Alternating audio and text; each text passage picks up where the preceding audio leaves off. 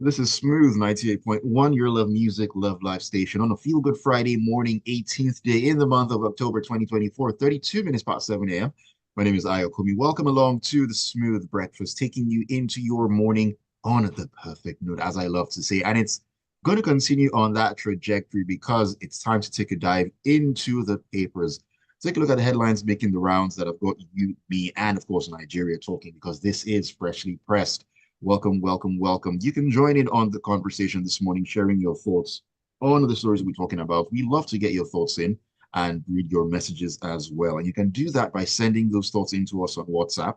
The number is 0809 444 0981, 0809 444 0981. That is the WhatsApp number. You can also join us on the live stream out there on YouTube. We're streaming live at Smooth 981 FM Lagos, or just go to youtube.com/smooth 981 FM Lagos. Joseph Obari is in on the show with me this morning to give his analysis on the stories. Good morning to you, Joseph. Great to have you on Freshly Pressed. Good morning, Ayo. Good morning, all Lagos and listeners from all over the world, wherever you're listening from. You're welcome to the show. All right, thank you for that, Joseph. Hopefully, AB will join us along on the ride. You know, sometimes technology decides it wants to fight against you, but hopefully that doesn't happen, and he'll join us as the show gets along. Let's begin our journey into the papers in the Daily Trust newspaper. Now, it was exactly a week ago we were on this exact show talking about arms coming in from the Libya, and now we have another story coming out here. This is the National Security Advisor, Madam Nuhu Ribadu, I beg your pardon, speaking. Now, he says that many of the illicit weapons currently used by terrorists and bandits originally belong to the federal government. Now, he spoke at the arms destruction exercise organized by the National Center for the Control of Small Arms and Light Weapons. That's the NCCSALW. That is a mouthful. In the office of the National Security Advisor on Thursday in Abuja. Now, he said that these weapons fell into the wrong hands due to corrupt elements within the security agencies. He, however, said the country is capable of handling its security concerns. Has the country been handling the security concerns in a capable manner so far, Joseph?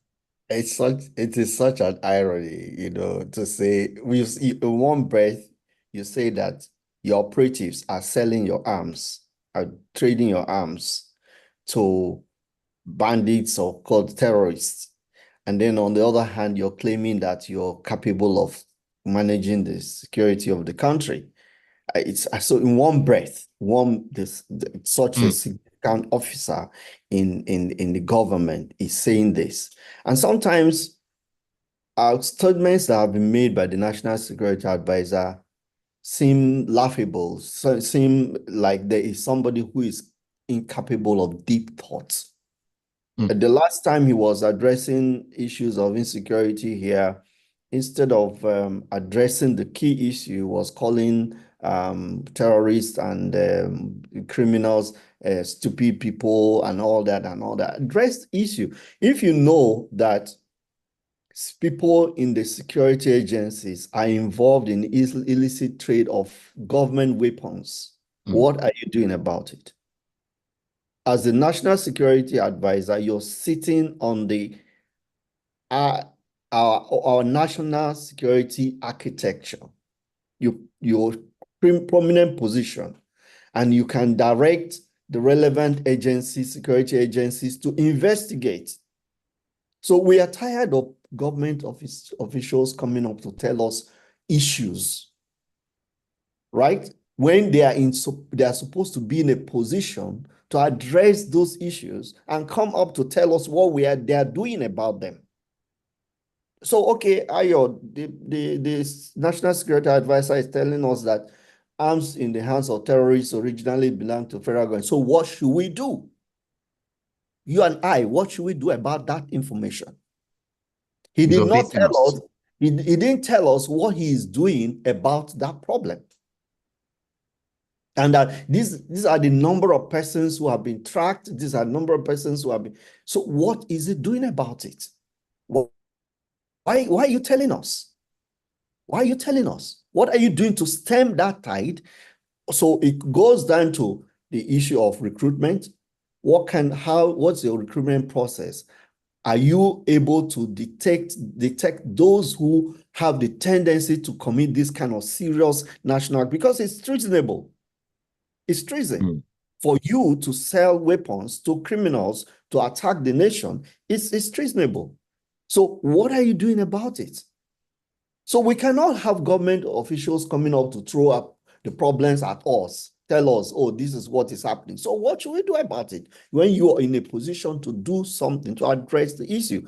The security problem in Nigeria is one of the major challenges we are facing. Farmers can't Right. go to farm. They cannot go to farm. People can't travel. You can't travel by road. You're not safe in your home in most parts of the north, the entire northwest, northeast. You can't feel safe at home. And then somebody says we have the capacity to address this security of the country. We don't need words. We need action. We want to feel safe. Until Nigerians feel safe, these words are empty words. They mean nothing. Mm.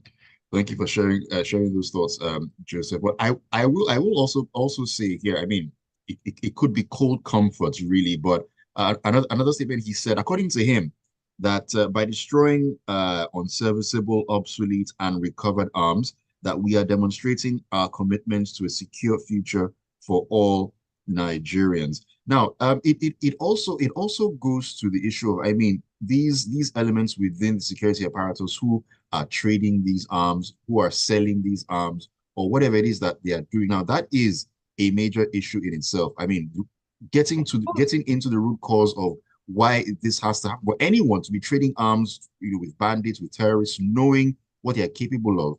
That speaks to a very, very deep-rooted issue. Fundamental issue. Yeah, because first of all, it means that either the person is discontented and has no patriotism in his system, or that he is doing it for economic reason. We've had situations where we heard of stories of how people who are in lower level of security agencies are shortchanged, they are not catered for, they are not paid well. So if a particular individual feels he can make more money by selling arms which are not controlled, because it also raises the issue of control.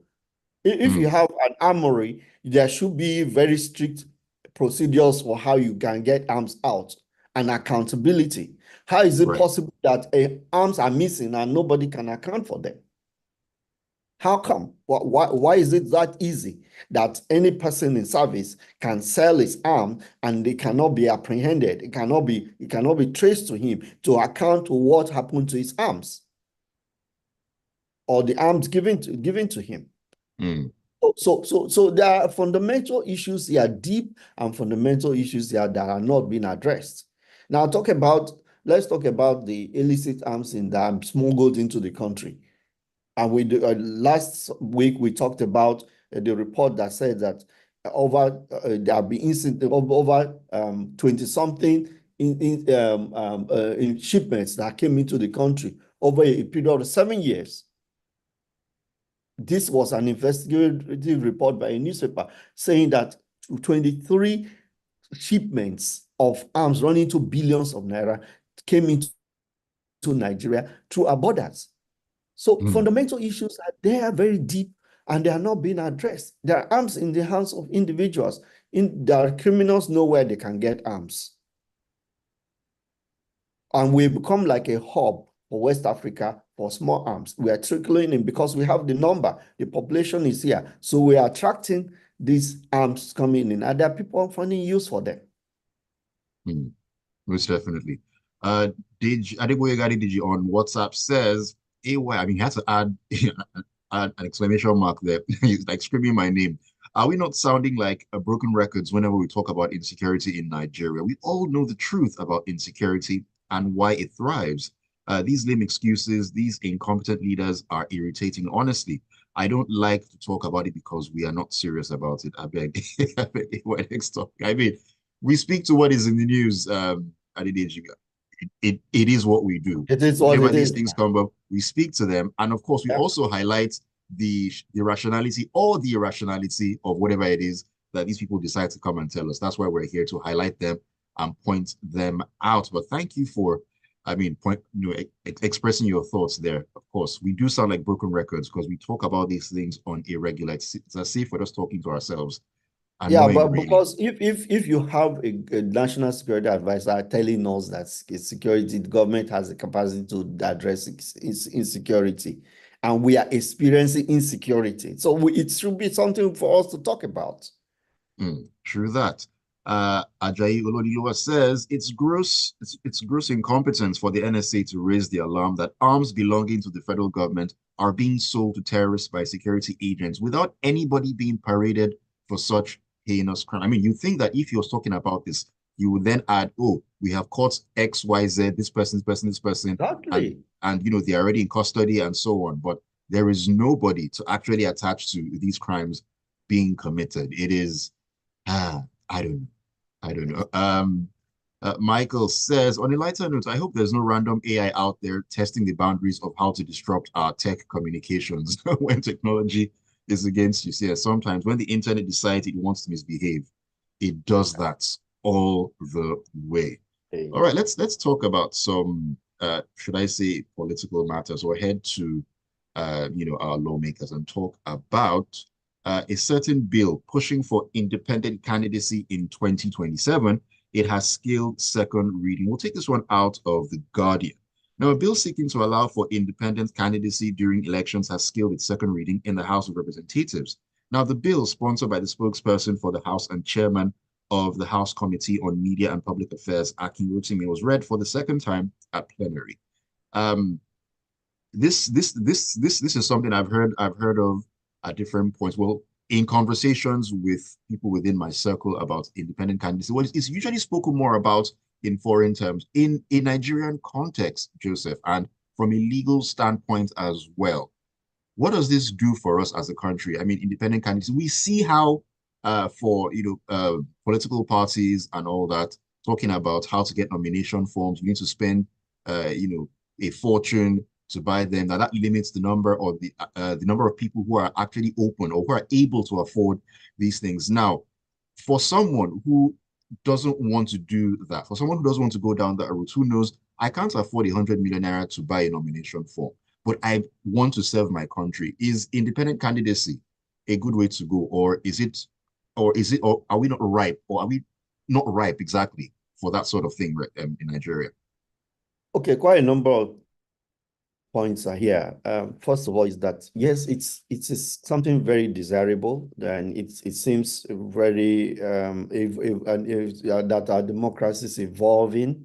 That as long far many years back ago, Justice Bergori recommended independence candidacy as a part of the reforms, the changes in the constitution. But then guess what? At that point in time, maybe we're not really mature for it. The politicians were really open for it. It went, and part of that amendment was that the amendments had to be sanctioned by the houses of assembly. And Right. it was the houses of assembly that shut it down and didn't include it in the first amendment of the constitution that was proposed at that time. Now, that's why the Rotimi was saying that it's a recommitment, because this change has been traveling through the previous National Assembly sessions of the Mm, National Assembly and has never really progressed anywhere.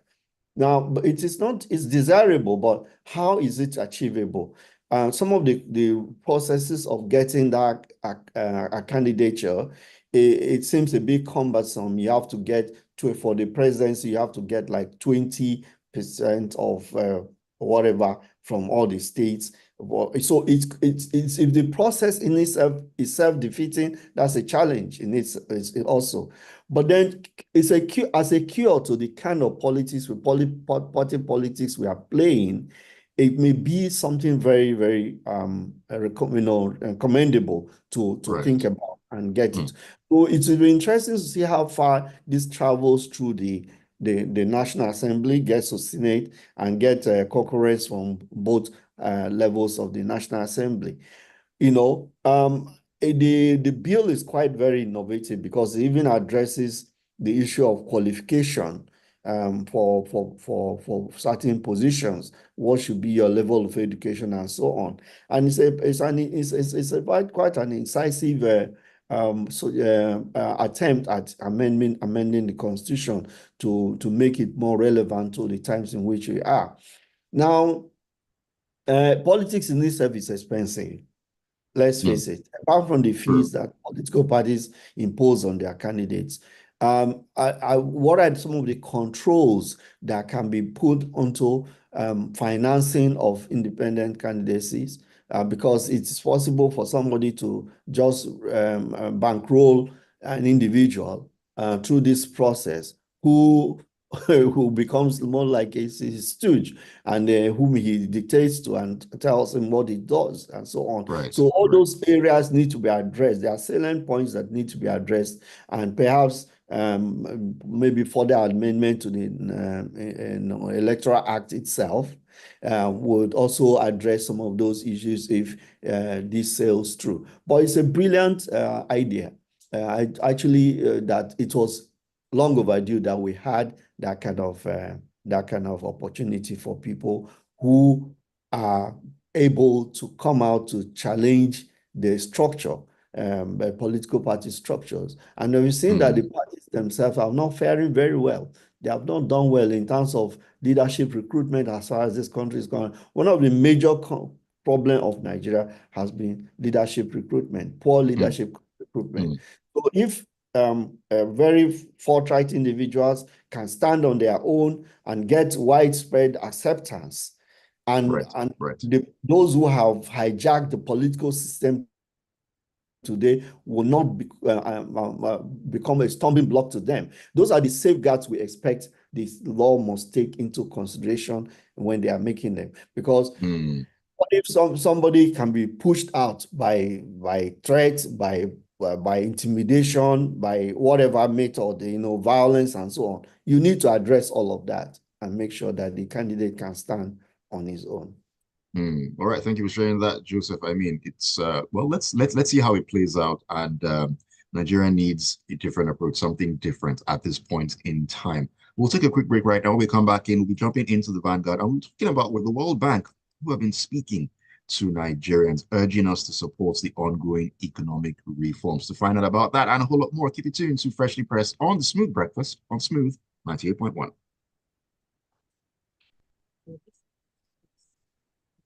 All right, we're making progress. I just hope AB is okay with this one because I called him, but he didn't connect. Oh, okay. He didn't connect. I hope it's It fine. could be technical issue. Probably. Let me quickly drink water.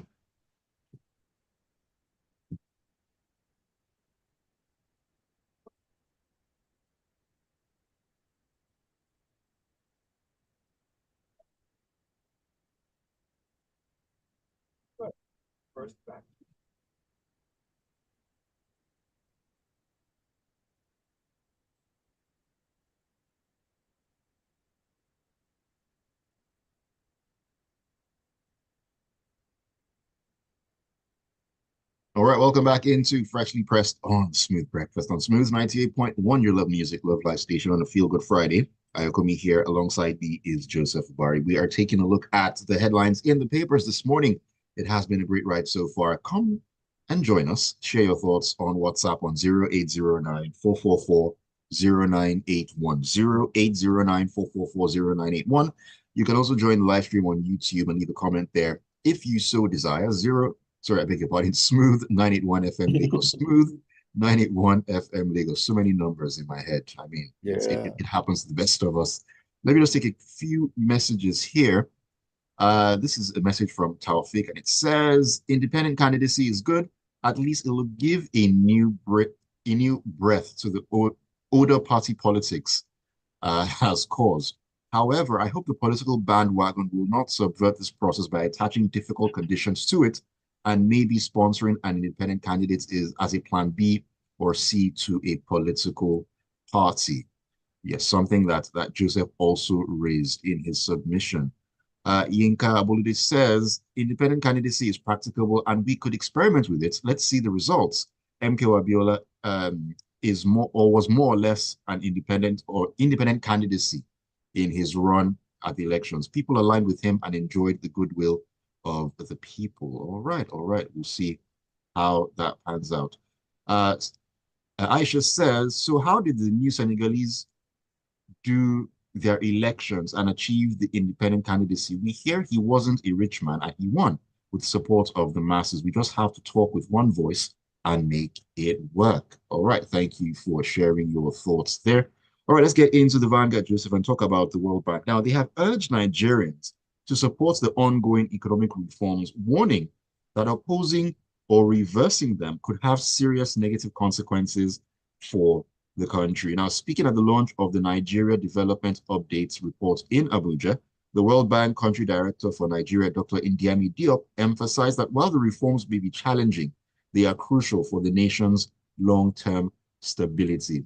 Challenging is not even the right word to use. Challenging pales in comparison to how Nigerians are feeling right now.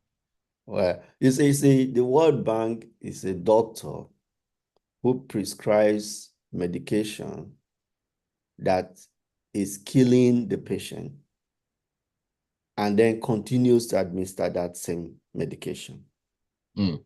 There is hardly any country in the world that has taken the prescription of the World Bank wholly that has fared better. Venezuela, mentioned all over the world. So now the interesting thing is that the economies where the arrowheads of the World Bank come from that prescribe these things don't practice what the World Bank is recommending to most developing countries. That's the irony of it all. So I think the leaders like in Nigeria have to be circumspect in taking hook, line, and sinker the recommendations from the World Bank.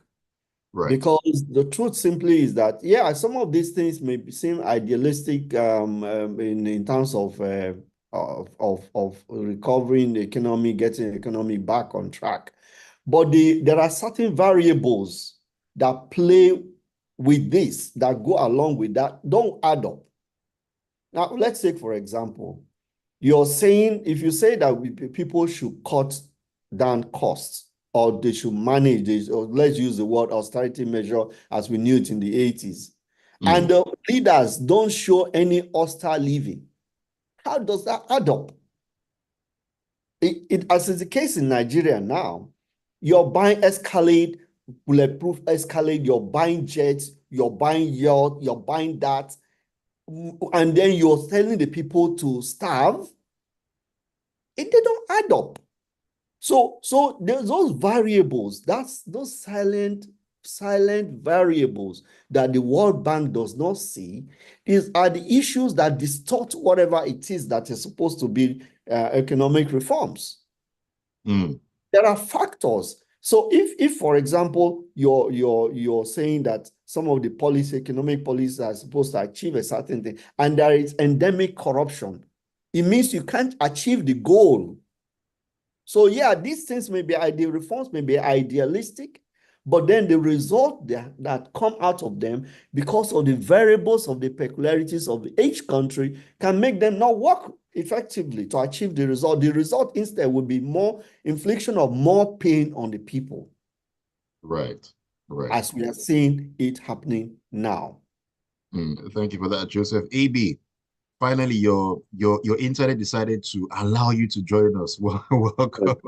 Forgive me, a little bit of a hitch here, but just to add to what Joseph said, good morning, everybody. Good morning, all. Very quickly, Joseph has nailed it exactly. Ideals must be contextualized. If you have a lot of theories that have not seemed to work literally anywhere else, it doesn't seem to make sense to keep pursuing those same policies and have almost a repeat of what happened in the 80s, the 70s, where we had SAP in Nigeria.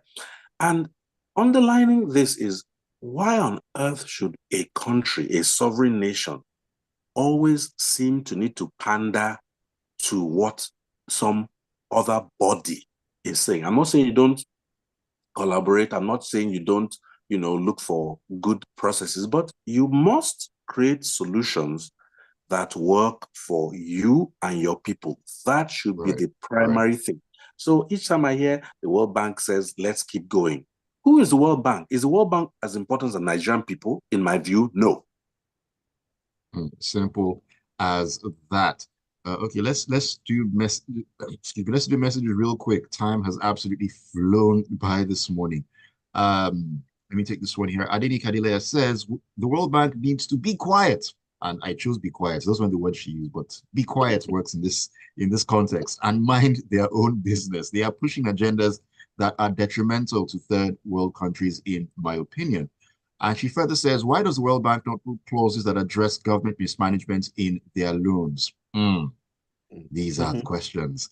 Tali says, good morning, Nigeria is a model of itself. Even proven principles and models fall short and fail in Niger. Tajuddin says, are the destroyed weapons from terrorists terrifying our farmers and their dependents? Well, I mean, we see what's happening out there, so make of it what you will. Joseph Menier says, honestly, you can never understand, you can neither understand nor believe the unimaginable propaganda you hear from government. Listen to the NSA saying how arms are smuggling, or you mean how terrorists are smuggling arms, despite having the best customs in Africa, who can only see the rice, frozen poultry, and cars coming into the country. The security agencies don't see those involved in oil theft, smuggling, payments with tankers to neighboring countries. Let them spare all these sound bites. One day, the goose will come home to roost. You said roast, but roost. But roast sounds really good to me right now. Roast. I can't even deny it. I can't even deny that. Barrister Danukuda says, our security agencies have really failed us as far as the present insecurity rocking the country is concerned. True story.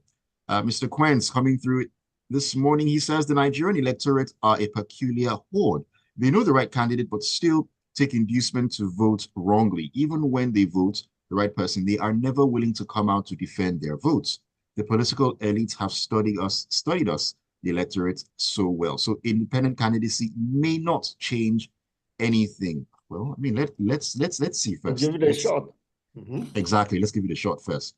Sir Ken says, once again, government men talking nonsense intelligently. This time, they involve foreigners to speak what they want to hear. Self-deceit.